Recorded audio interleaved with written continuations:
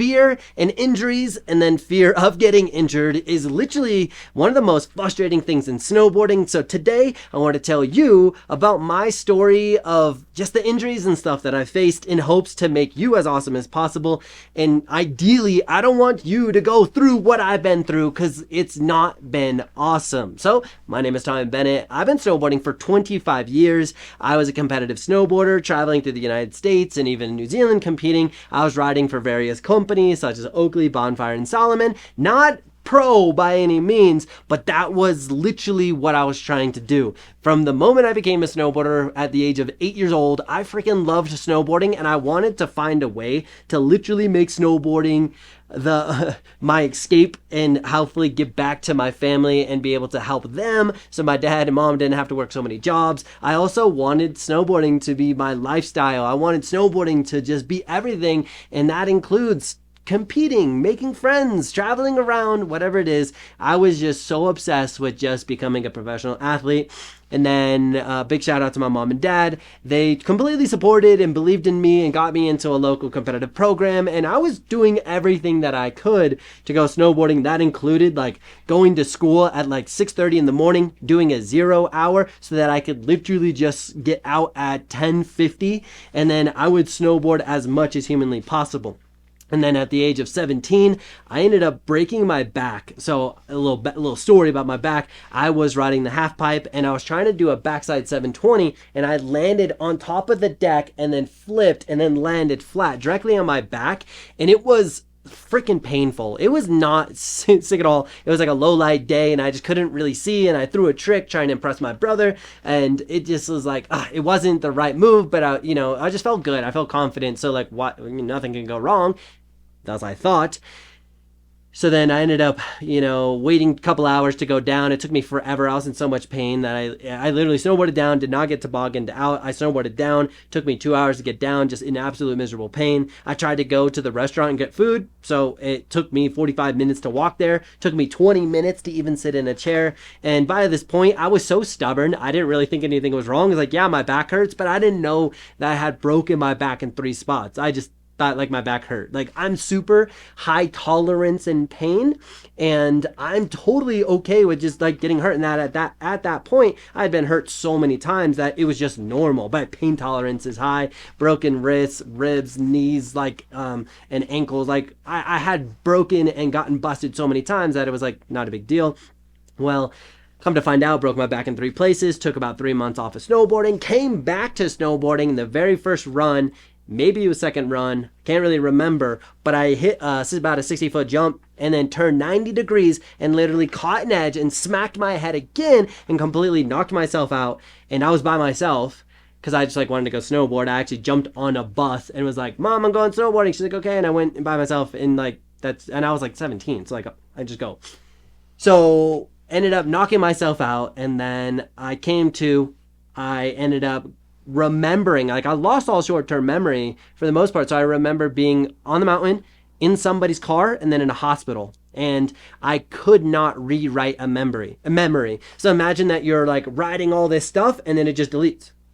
You're on a spreadsheet on your computer and you write all this stuff, a whole paragraph, and then it deletes. And my mind could not save that memory at all. So I had friends that came into the hospital and I don't remember them being there. Literally had no idea they were there. And still to this day, just my memory of that time didn't come back. So then compiling a gnarly back injury and then adding me absolutely just wrecking my head ended up really making me physically terrified, mentally terrified to ollie over my phone was literally would put me in tears. Leaving the air would put me in tears. Hitting a box, hitting a jump, hitting a rail, the smallest things in the baby park would absolutely freak me out. So what ended up being a life changer for me was understanding the biomechanics of the human body in relation to snowboarding and how can I put my body in a better balanced position and a more optimal position to not get hurt or land more tricks. So why this is important to you, and hopefully you've stuck around long enough, and obviously you have. If you can understand the biomechanics and get yourself in a better body position to give yourself a better chance, of whatever your desired outcome is, you're literally going to change your snowboarding. So I host a snowboard camp every summer where I have adults, about 50 adults, come out and hang out with me and my other coaches, and we literally focus on the fundamentals first. If I can get you to understand the fundamentals, that means you're going to land more tricks. That means you're going to be able to do cooler tricks, and that means that you're going to be able to stay on your feet more often. And as a byproduct of focusing on fundamentals, we literally see campers skyrocket their progression because they understand through our teaching systems at camp how to stay on their snowboard more and just become a better snowboarder. So like as you're sitting here listening to me, you could be asking me like, okay, what does that mean? The goal for you is to be able to increase your full range of motion through a squat in a better biomechanical position. That means that your knees need to track over your toes and their shoulders are stacked over your hip so that you're in a perfect like athletic high school position. Then, whether we're goofy or regular, the only thing theoretically should change is a slight rotation of the shoulder and your head looking in that direction. So I'm a regular rider going that direction. My squat position is here, and then all I got to do is turn my head. But most snowboarders, 95% of snowboarders, do it wrong. It's literally one of the most challenging / frustrating things that I experience is how many snowboarders are in a less awesome position, making their life way harder.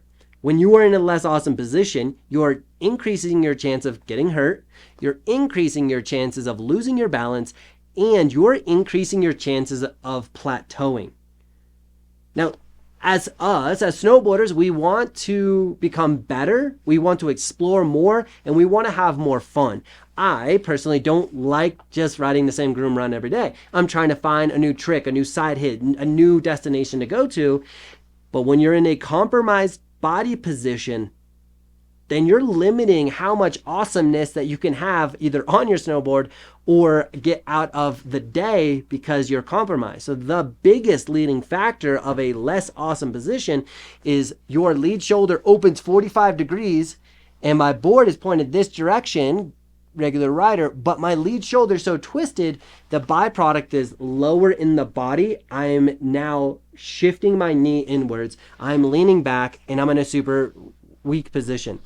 A good analogy that I have is imagine that your lead tires of your car, your steering tires, your tires that are steering, imagine those tires are always 45 degrees to the left.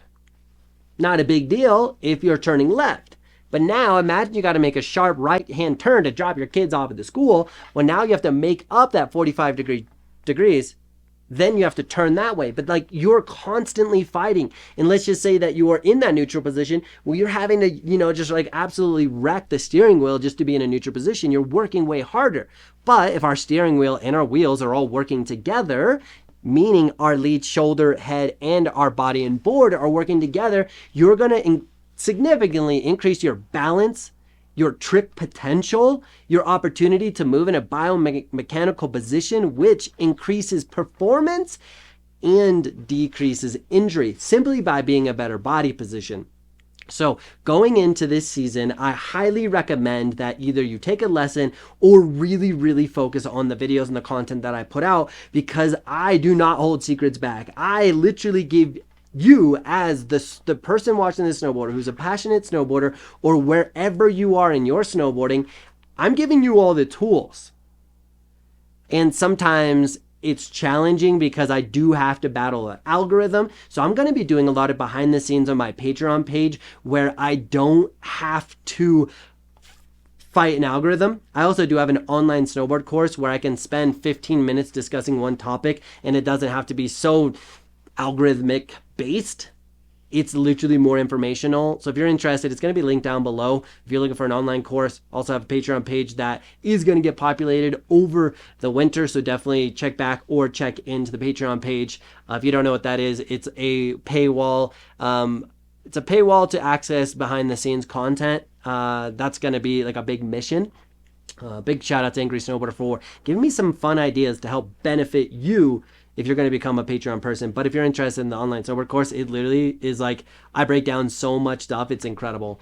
But I also put out a crap ton of amazing content and I don't hold back. But focus on the content, focus on the body positions, and I literally just grind on understanding the body positions and take notes, and it's significantly going to increase how much fun you have, how much performance you get on your board, how efficient you are, and how like you're going to be able to keep up with your friends. Like, doesn't that sound amazing to be able to actually go keep up with your friends or push your friends, or those dudes are trying to keep up with you, but if they're super slow, that's not as fun. So you could help those dudes become better, refer them to the channel, focus on the content, and be able to actually improve your snowboarding. And then you can go on that 6 snowboard trip and have a 10 times better experience because you're not limited by your ability. Like, that's the goal. My goal of this channel is to make you so good at snowboarding that you are limited by your creativity. And what I mean by that is, imagine that you have such strong fundamentals that you can do anything you want, but you're like, I just don't know what else to do. Like, that's the challenge that I give you as you watch this video. I want to challenge you to be so good at snowboarding that you're like, I don't know what else to do, that I have to go to Instagram and try to find inspiration, or I got to go find new friends to go get inspired, or I got to have the ability to be so creative that I can just create my own style, but I understand the mechanics of snowboarding. So that's my goal for you and for the channel, is for you to literally just become a better snowboarder. And obviously, if we can get more people in the industry, so throughout the content, or throughout the season, I'm going to be putting out other content that's a little bit more entertainment based, trying to get people excited about snowboarding, and then also smack them with some awesome educational content. So with that said, the last thing that I wanted to talk about is, it is really hard to replace repetition and experience on a snowboard. But if you only snowboard 5, 7, even 10, 15, 20 days a year, a couple things that you can do off of the hill that is going to dramatically improve your snowboarding is, 1, get fit.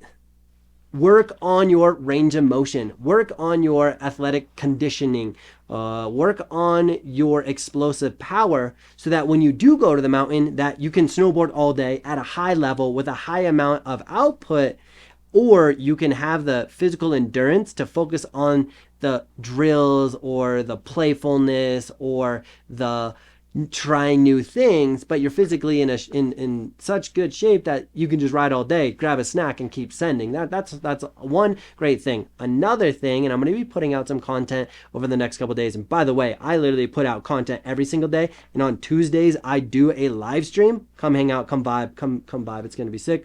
We also do some like sticker giveaways and some other giveaways and stuff. But you can literally, in the videos I'm going to be putting out, is going to be some jibbing videos. So you could use a snowboard addiction, which I highly recommend, or you can get a couch cushion and your snowboard, or a 2-liter bottle of Coke, fill it with water, and duct tape the cap to be able to focus on some off-hill fun jibby training stuff. So I definitely would recommend being able to get on your snowboard, even if it's at your home, at your gym. I do have a project I am working on with my dad, is an at-home rail system that could be incredible. We're not to the prototype phase yet, but like, my goal is to be able to give you a tool to help you become freaking awesome at snowboarding while you're not snowboarding. That'd be incredible. So 1, again, like to recap, would be like, get strong, feel good. 2, I would definitely recommend jibbing and spending time like playing around on your snowboard. And then 3, go snowboard. If you can, but I know that's really challenging. And then, yeah, so that's going to be the advice that I have for you. So if you're interested in also picking up any Bennett stuff, we literally have if this thing fogs guarantee, you can literally get your money back. We have a 30-day money back. This is magnetic lenses, low light lenses, high lenses. You get 2 lenses. You get a light lens and a dark lens. You literally get the sickest goggles ever. Plus I have tech hoodies, I have hats, I also even have gloves and a whole bunch of other stuff. So you're interested in supporting the channel and getting some incredible products. I rode these things 200 days last season and absolutely loved them. But don't take my word for it. Oh, look at that. Look at that. It's my dad. My dad's calling. Sorry, hey Dad, I'm recording a YouTube video right now. Do you have anything to say to our viewers? You're a funny guy. I was going to see what you were doing tomorrow for disc golf, but no, not too much. Just hang in there, Tommy. Have fun, enjoy, and call me in a little bit. All right, love you, Dad. I'll call you back. Bye. Love you. Bye. My dad is literally my hero, and it was worth me picking up a phone call from him. because like that just means he means the world to me. And I picked up my phone because he's amazing. But if you're interested in picking up some awesome Bennett stuff, check out shopbennettech.com. Waterproof hoodies, hats, gloves, awesome stuff. Check that out. And join me on Tuesday for a live stream where I get to answer all of your questions. If you have any about the content, about snowboarding, about riding, destinations, anything like that, definitely reach out to me on the live chat, 7 p.m. Mountain Standard Time on Tuesdays on YouTube. On that note, you guys are absolutely amazing. Well, I mean, not you guys, you watching this, you're amazing. I appreciate you being here to the end. I love you. You're amazing. And we out. Bye. I'm going to call my dad back. Let's go.